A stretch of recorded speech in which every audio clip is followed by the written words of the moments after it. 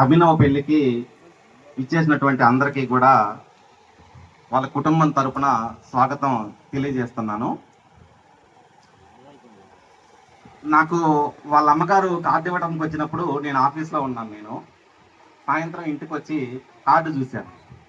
చూసి నేను కొంచెం షాక్ అయ్యాను. ఎందుకంటే మనకు అందరికీ తెలిసిన విషయం ఏంటంటే వివాహం అన్ని విషయంలో ఘనమైనదని కార్డులే వస్తూ ఉంటాయి మనకు ఎక్కువగా. కానీ మొదటిసారిగా అంబేద్కర్ గారి బొమ్మ చూసే వరకల్లా నేను ఒక ఉద్రేకానికి లోనయ్యాను. ఆ కార్డు చూసిన తర్వాత వెంటనే ఆమెకు ఫోన్ చేశాను. నేను చాలా మంచి విషయం, మీరు చాలా గొప్ప విషయాన్ని ముందుకు తీసుకెళ్తున్నారు, ఈ పెళ్లికి నేను తప్పకుండా హాజరవుతానని చెప్పాను.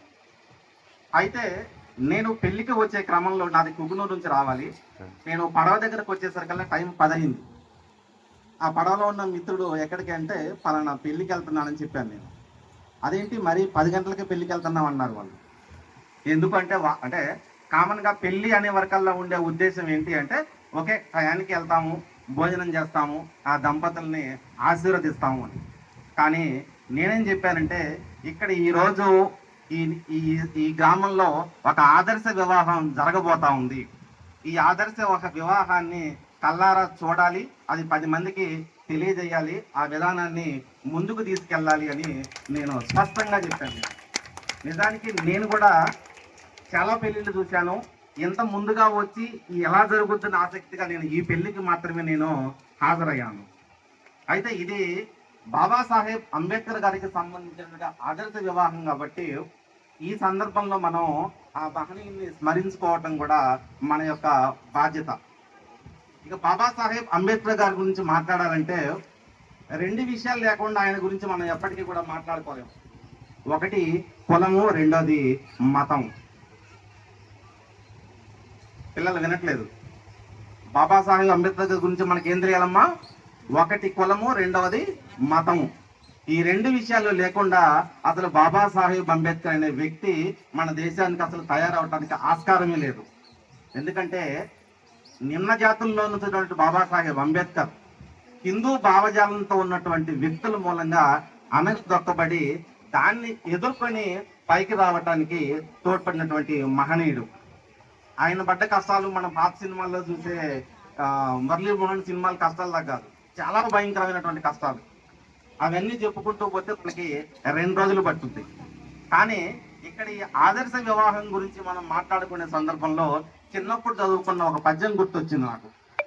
అది వేమన గారు ఏం చెప్పారంటే, విప్రులు ఎల్ల చేరి వెర్రి కోతలు కూసి సటి పతులను కూర్చి సమ్మతమున మునుముహూర్తం ముంచం ముండెట్లు మోసారా విశ్వదాభిరామ విడువర భీమ అనే పద్యం ఈ సందర్భంలో మనం ఖచ్చితంగా మాట్లాడుకోవాలి. ఎందుకంటే బ్రాహ్మణులంతా కలిసి ఒక దగ్గర చేరి ముహూర్తాలు చూసుకొని ఆ ముహూర్తాలన్నిటి కూడా ఈ టైంకి ఇట్లా చేస్తే బాగుంటుంది అని చెప్పేసి పెళ్లిళ్ళు చేస్తారు. అట్లాంటి పెళ్లిళ్ళు ఎన్నో మంచిగా ఉండొచ్చు, కొన్ని మంచిగా ఉండకపోవచ్చు. అంటే ఆ తార్కిక దృక్పథం అనేది మనకి ఆ పద్యం ద్వారా నేర్చుకోవచ్చు. నిజానికి గమనించినట్టయితే మనకి 10:30 పెళ్లి కార్డులు ఇచ్చారు. కొనుగోలు కోసం ఎదురు చూసాము. సమయానుకూలంగా లేకపోయినప్పటికీ మనకు అనుకూలంగా కూర్చొని మనం ఈ కార్యక్రమాన్ని స్టార్ట్ చేసాం. అంటే ఇక్కడ ఎక్కడా కూడాను కాలానికి దేనికి విలువ లేదు. కేవలం మన ఆలోచన విధానానికి, మన జ్ఞానానికి మాత్రమే ఇక్కడ విలువ ఉంది. ఆ ఆదర్శ దంపతుల కలయిక అనేది మనకు ముఖ్యం తప్ప ఆ సమయం అనేది మనకి ముఖ్యం కాదు. ఇక ఈ కాబోయే దంపతులు మనందరి నుంచి ఈ వివాహం ద్వారా వీళ్ళు నేర్చుకోవాల్సింది ఏంటంటే, తల్లి అనేది మొదటి గురువు. ఎవరు ఏం నేర్చుకున్నా సరే ఎవరి ద్వారా నేర్చుకుంటాం? మా ముందు తల్లి ద్వారానే మనం నేర్చుకుంటాం. ఇప్పుడు ఈ దంపతులు భవిష్యత్తులో కాబోయే తల్లిదండ్రులు వీళ్ళు మన ముందు మళ్ళీ వచ్చే సంవత్సరం వరకల్లా వీళ్ళు వాళ్ళ పిల్లల్ని కూడా ఇదే భావజాలంతో ముందుకి నడిపించాలని నేను ఖచ్చితంగా ఆశిస్తున్నాను. నేను ఎందుకంటే ఇది వివాహం, ఇది జ్ఞాన వివాహం. ఇది ఎట్లాంటి వివాహం? ఇది జ్ఞాన వివాహం.